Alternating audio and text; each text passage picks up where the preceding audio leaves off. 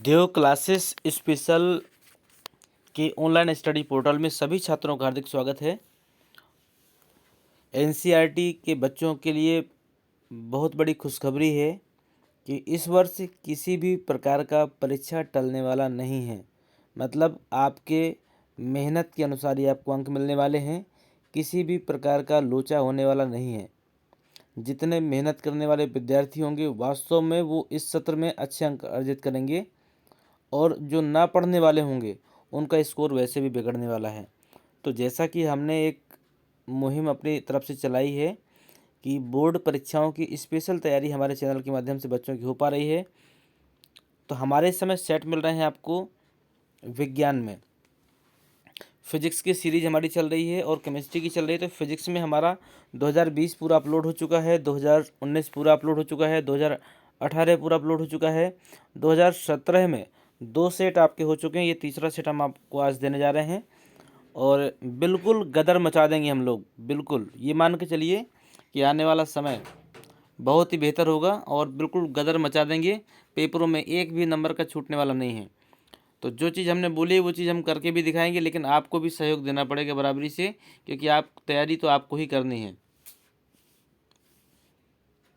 देखिए, जैसे कि पहला प्रश्न बोल रहा है इसमें, प्रत्येक 4 ओम प्रतिरोध वाले 4 चालक तारों को समांतर क्रम में जोड़ने पर तुल्य प्रतिरोध क्या होगा। तो आप भी अच्छी तरह जानते हैं कि समांतर क्रम कैसा होता है।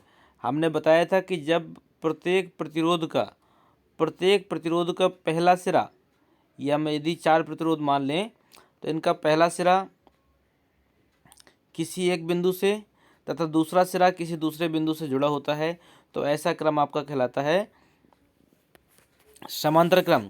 और समांतर क्रम का सूत्र क्या होता है कि जितने भी प्रतिरोध आपके दिए होते हैं सबको व्युत्क्रम के रूप में रख के उनके बीच में प्लस का चिन्ह होता है। तो ये सूत्र बन जाएगा, 4 प्रतिरोध है तो हमने बना दिया 1/r equal to 1/r1 plus 1/r2 plus 1/r3 plus 1/r4। चारों के हम मान रखेंगे तो देखिए 1/4 प्लस 1/4 प्लस 1/4 प्लस 1/4, और 4 का लासा लेंगे तो देखिए ऊपर भी 4 आ जाएगा, नीचे भी 4। इस प्रकार हम देख सकते हैं कि आंसर हमारा निकला 1 ओम।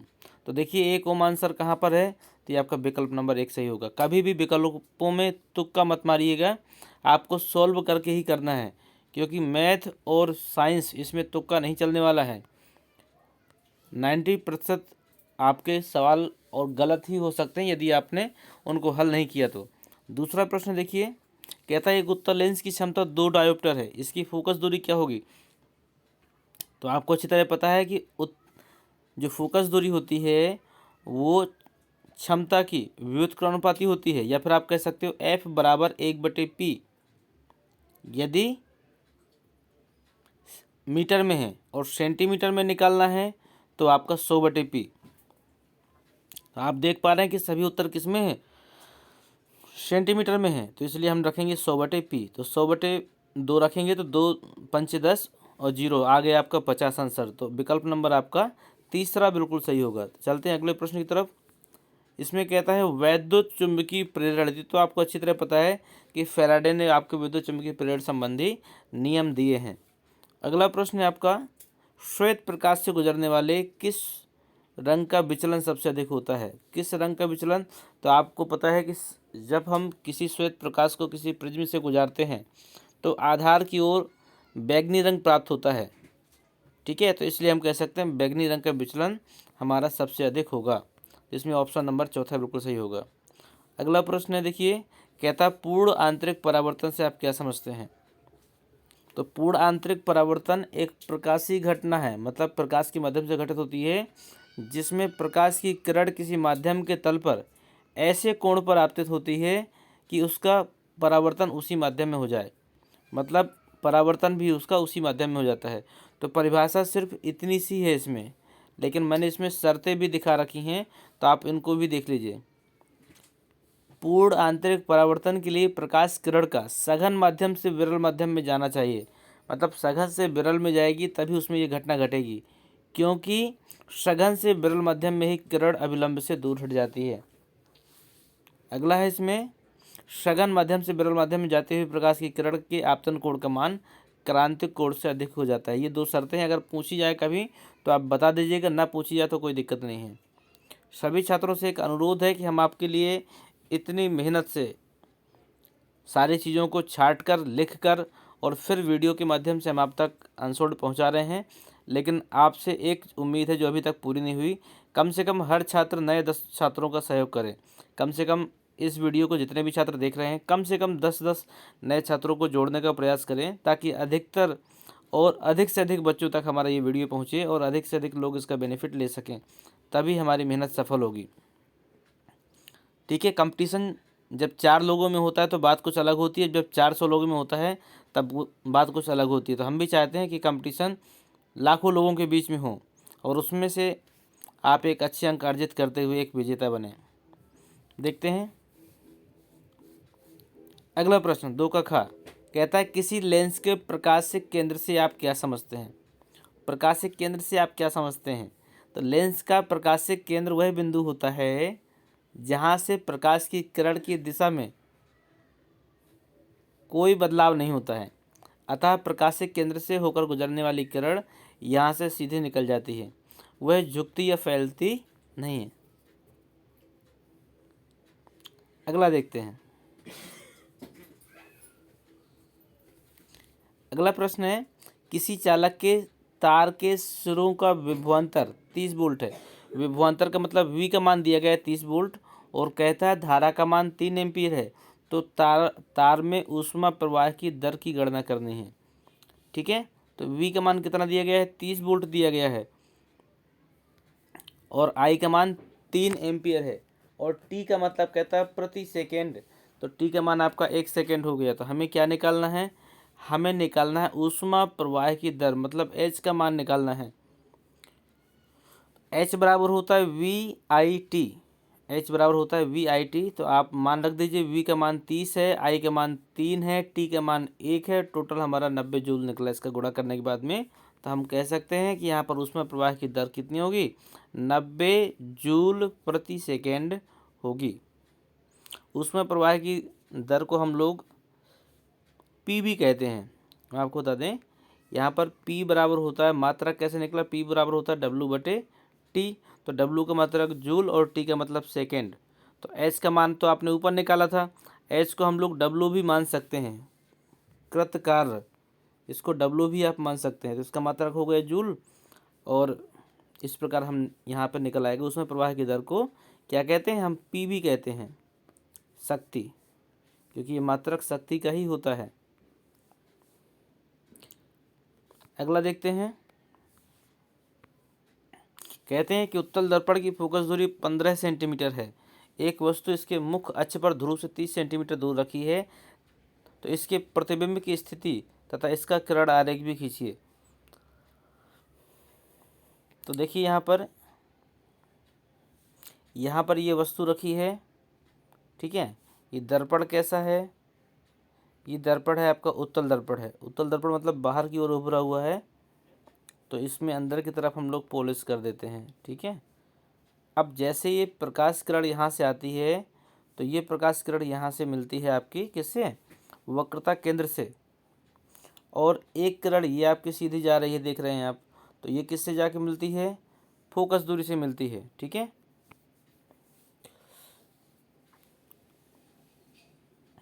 तो जहाँ पर ये मिलेगी यहीं पर इसका प्रतिबिंब तैयार हो जाएगा।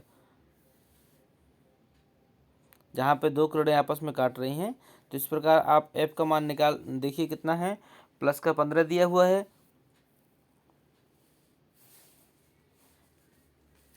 और इसके अलावा क्या दिया गया है इसमें, देखिए देख लेते हैं। 15 सेंटीमीटर फोकस दूरी है और वस्तु इसके मुख्य अक्ष पर 30 सेंटीमीटर दूरी पर रखी है। 30 सेंटीमीटर दूर रखी है, मतलब U का मान दिया गया है -30 और F का मान दिया गया है 15। इसको हम लोग जब 30 को इस तरफ ले जाएंगे तो ये माइनस का था प्लस का हो जाएगा यहाँ पर आने पर। तो 1/15 प्लस 1/30 रखेंगे, हल करेंगे तो ऊपर आ जाएगा आपका 3/30 और 3 से 30 को काटेंगे तो आपका आ जाएगा 10। तो V का मान हमारा कितना आ गया, 10 आ गया। तो आप कह सकते हैं प्रतिबिंब दर्पण के दूसरी ओर 10 सेंटीमीटर दूर बनेगा। मतलब फोकस दूरी तो 15 होगी, यहाँ पर देखिए फोकस दूरी तो यहाँ पर 15 होगी, लेकिन प्रतिबिंब हमारा यहाँ तैयार हो जाएगा। तो ये आपका 10 सेंटीमीटर दूरी पर तैयार होगा। अगला प्रश्न देखिए, कहता है मनुष्य की आंख के लिए निकट बिंदु और दूर बिंदु क्या है, और स्वस्थ मानव की आंख की इनकी स्थितियां भी बताओ।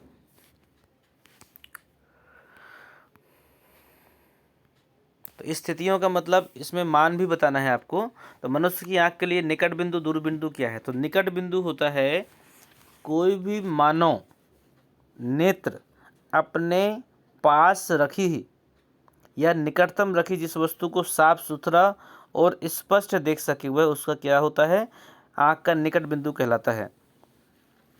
इसका मान कितना होता है, इसकी स्थिति 25 सेंटीमीटर, कितनी होती है 25 सेंटीमीटर होता है। और दूर बिंदु क्या है, मानव नेत्र के लिए वह अधिकतम दूरी जहाँ पर रखी हुई वस्तु को वह स्पष्ट रूप से देख सकता है वह उसका क्या कहलाता है, दूर बिंदु कहलाता है।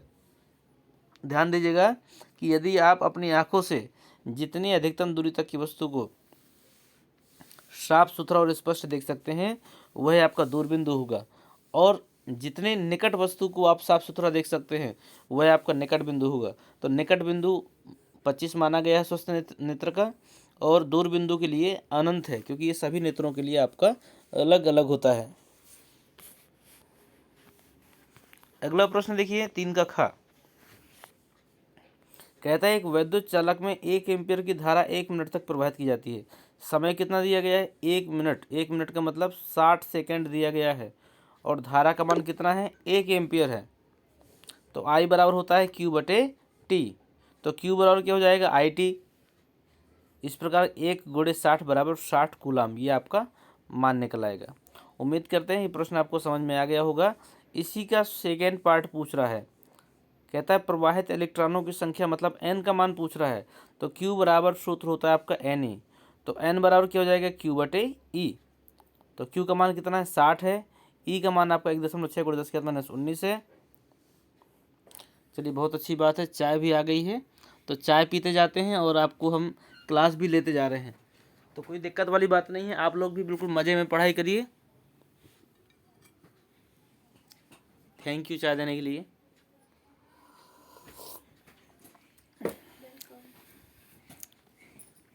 देखिए नीचे से 1.6 का दशमलव अलग करेंगे तो ऊपर 60 का हो जाएगा 600। तो 600 बटे 16 गुणे 10 की घात +19। +19 कैसे हो गया, 10 की घात -19। जब ऊपर जाएगा तो आप देखते हैं कि माइनस का आपका चिन्ह परिवर्तित हो जाएगा और वो हो जाएगा प्लस का। इस प्रकार n का मान आया 37.5 गुणे 10 की घात +19। ठीक है, तो उम्मीद करते हैं ये प्रश्न भी आपको क्लियर हो गया होगा। देखते हैं अगला प्रश्न। फिजिक्स बिना सवालों के बिल्कुल अधूरी है। तो आप ध्यान दीजिएगा कि सवालों को तो आपको विशेष रूप से सीखना है। हमारे अनसोल्ड देने का मकसद यही है कि मैक्सिमम बच्चे, अब मैं तो यहाँ तक कहता हूँ कि ज़्यादातर विद्यालयों में साइंस को एक हिंदी की तरह देखा जाता है, मतलब वो तो सिर्फ लिखा दिया और काम हो गया। लेकिन फिजिक्स का यदि आप अनसोल्ड उठाकर देखें तो आपको पता चल जाएगा कि आप वास्तव में कितने नंबर लाने वाले हैं। अनसोल्ड शायद कोई नहीं करवाता है, मैंने भी यूट्यूब में बहुत देखा, लेकिन बहुत ही कम लोगों ने, किसी ने 1, किसी ने 2, किसी ने 4, बस इससे ज़्यादा अब अनसोल्ड किसी ने भी अपलोड नहीं किया। लेकिन हमारा दावा है कि हम आपको पूरे 10 सालों का अनसोल्ड देंगे, और फिर देखते हैं कौन सा प्रश्न आपसे छूट के बाहर जाता है। किसी भी कीमत पर कोई प्रश्न छोड़ने नहीं देंगे, बस आप तैयारी करते रहिए।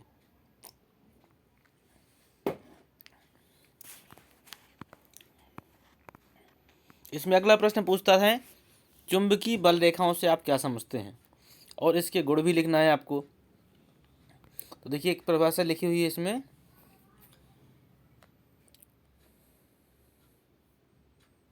जब हम चुंबक के समीप कोई चुंबकीय सुई लाते हैं तो चुंबकीय सुई घूमकर एक निश्चित दिशा में ठहरती है। यदि हम चुंबक को घुमाकर उसकी दिशा बदल दें तो चुंबकीय सुई की दिशा भी बदल जाती है। ठीक है, इससे क्या निष्कर्ष निकला कि जो चुंबकीय सुई होती है उसके चलने का पथ कैसा होता है, एक वक्र रेखा में होता है, वक्राकार होता है, जो चुंबक के उत्तरी ध्रुव से प्रारंभ होकर दक्षिणी ध्रुव पर समाप्त हो जाती हैं। ये वक्र रेखाएं ही कैसी होती हैं, इन्हीं वक्र रेखाओं को चुंबकीय बल रेखाएं कहते हैं। इसके अलावा इसकी और भी परिभाषा है, आप देख लीजिएगा।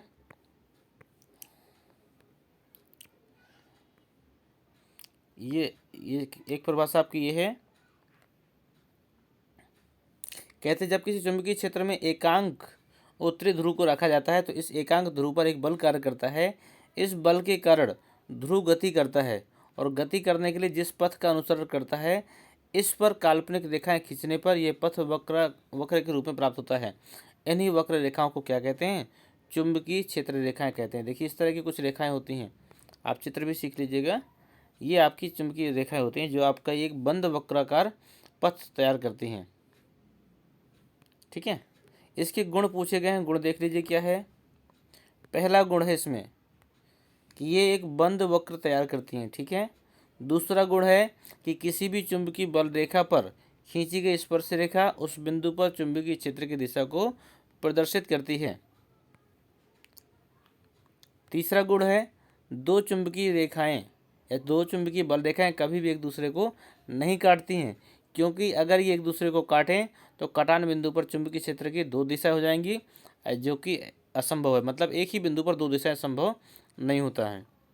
अगला है जिस स्थान पर चुंबकीय क्षेत्र की तीव्रता अधिक होती है वहाँ सघन रेखाओं से दर्शाया जाता है, और जहाँ तीव्रता का मान कम होता है वहाँ मतलब विरल रेखाओं से प्रदर्शित किया जाता है। ठीक है, और भी देखिए एक परिभाषा चुंबकीय क्षेत्र बल रेखाओं की, जो याद हो जाए वो कर लीजिएगा। मैंने आपको 3 परिभाषाएं बता दी। चुंबकीय क्षेत्र में बल रेखाएं वे काल्पनिक रेखाएं होती हैं जो उस स्थान से या उस स्थान में चुंबकीय क्षेत्र की दिशा का सतत प्रदर्शन करती हैं। चुंबकीय बल रेखा के किसी भी बिंदु पर खींची गई स्पर्श रेखा उस बिंदु पर चुंबकीय क्षेत्र की दिशा को प्रदर्शित करती है। ठीक है, तो आप कह सकते हो चुंबकीय क्षेत्र में खींची गई काल्पनिक रेखाओं को ही चुंबकीय बल रेखाएं कहते हैं। चलते हैं अगले प्रश्न की तरफ। चौथा प्रश्न, ये दिष्ट धारा जनित्र और प्रत्यावर्ती धारा जनित्र, तो ये मान के चलिए कि ये इनमें से कुछ ना कुछ तो मिलना ही मिलना है।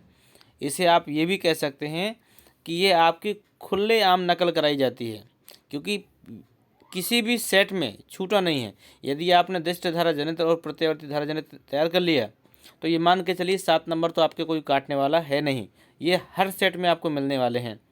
और अगर और याद हो सके तो एक विद्युत मोटर याद कर लीजिए, फिर तो पूरे अध्याय को ही समाप्त कर दिया आपने, क्योंकि इसके अलावा कुछ है ही नहीं जो उस अध्याय से आता हो। अब ये चौथे प्रश्न में देखिए एक परिपथ दिया गया है, इसमें से ये 3 प्रतिरोधों को आप ध्यान से देखिए, ये श्रेणी क्रम में लगे हैं और इनके साथ ये जो प्रतिरोध है ये आपका समांतर क्रम में लगा है। ठीक है, अब क्या पूछता है वो पढ़ते हैं। कहता है ए और बी बिंदुओं के मध्य तुल्य प्रतिरोध, तुल्य का मतलब कुल प्रतिरोध हमें बताना है। तो आप बस ध्यान दीजिए, इन सभी प्रतिरोधों को हमने क्या किया, जो मैंने बताया था श्रेणी क्रम में है, श्रेणी क्रम में सभी प्रतिरोधों को सीधे सीधे जोड़ दिया जाता है। R बराबर R1 plus R2 plus R3, तो आपने 1 + 2 + 1 = 4 ओम, ये आ गया। ठीक है, इसके बाद में मैंने आपको बताया था कि ये इसके साथ में 4 ओम के साथ में कैसा है, समांतर क्रम में, तो हमने इसको 4 ओम के साथ में समांतर क्रम में रखा, तो हमारा कितना आ गया, 2 ओम। ये आपका परिपथ का ए बी के मध्य तुल्य प्रतिरोध आ गया। अब दूसरा नंबर में देखिए क्या पूछता है। दूसरा नंबर में कहता है बैटरी से प्रवाहित धारा का मान बताना है। धारा का मान आपको एक सूत्र पता होगा, V बराबर IR या फिर I बराबर V/R। तो V का मान भी 2 है और R का मान भी 2 है, तो आप देखेंगे 1 ओम का 1 एम्पियर है, ओम लिख दिया गया है, 1 एम्पियर की धारा यहाँ पर मिलेगी आपको, 1 एम्पियर। ठीक है, यहाँ पर ओम मत लिखिएगा आप, एम्पियर है। अगला कहता है 2 ओम के सिरों पर विभवांतर बताइए। तो V बराबर होता है IR, I का मान कितना निकाला आपने, 1 निकाला, R का मान 2 बता रहा है वो पहले से, तो 2 × 2 मतलब 2 वोल्ट आ जाएगा आपका। तो इस तरह ये प्रश्न आपका समाप्त होता है। इसके बाद में आपसे पूछा गया था ऊपर दिष्ट धारा जनित्र, तो चलिए देख लेते हैं।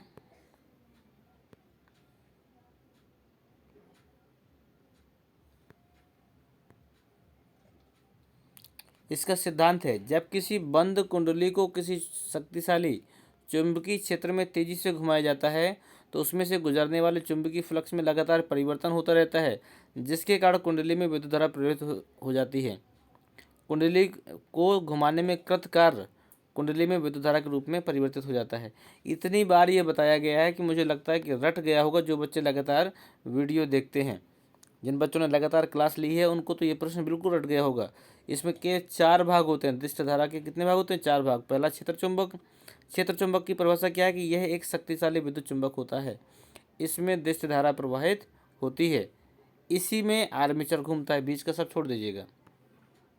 आर्मेचर क्या है? यह कच्चे लोहे के आयताकार फ्रेम पर तांबे के पृथक्कर तार को लपेटकर कुंडली बनाई जाती है। बस इतना लिखना है इसमें। विभक्त वलय क्या है?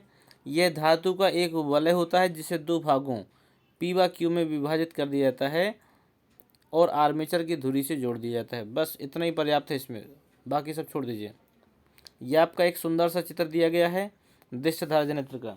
इतनी बार ये चित्र आया है कि मुझे लगता है कि आंख बंद करोगे तो भी आपको ये चित्र दिखाई देगा।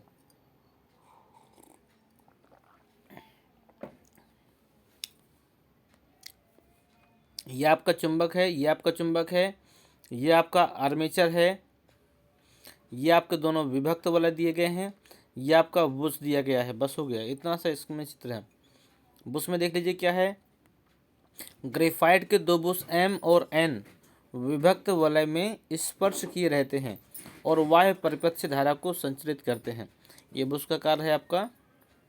कार्य विधि आपकी छोटी सी है। कार्य विधि मैंने बहुत बार बताई है, तो मैं चाहूँगा कि आप स्क्रीनशॉट ले लीजिएगा और आप इसको याद कर लीजिएगा, क्योंकि इसमें से और चलिए मैं बता देता हूँ। ना होगा आयताकार कुंडली ABCD का सिरा, क्योंकि इसमें जब तक चित्र सामने ना हो तब तक बता नहीं सकते हैं। इसमें कार्य विधि बिल्कुल सरल भाषा में समझाई गई है, तो आप स्क्रीनशॉट लेके इसको लिख लीजिए और चित्र बनाने के बाद में आप इसको देखिएगा, ये आपसे आसानी से बन जाएगी। और उम्मीद करते हैं सभी बच्चों को वीडियो पसंद आया होगा और हमारे द्वारा दिए गए सारे सेटों का जितना भी लिंक है वो सब कुछ डिस्क्रिप्शन बॉक्स में दिया गया है। और मैंने आपको डिस्क्रिप्शन बॉक्स में एक ऐसी लिंक भी दी है जिसमें आपको सारी वीडियो एक साथ मिल जाएंगी आपकी, मतलब पूरा साइंस का अनसोल्ड 4 साल का मिल जाएगा। तो आप उस लिंक को क्लिक करके ज़रूर देखें और जितने भी सेट आपके हो चुके हैं उनको आप कंप्लीट करें और परीक्षाओं में अच्छे अंक अर्जित करें। यही हमारी शुभकामनाएं आपके साथ में। अगर वीडियो अच्छी लगी हो तो एक बार लाइक करें और सभी दोस्तों को शेयर करें। धन्यवाद।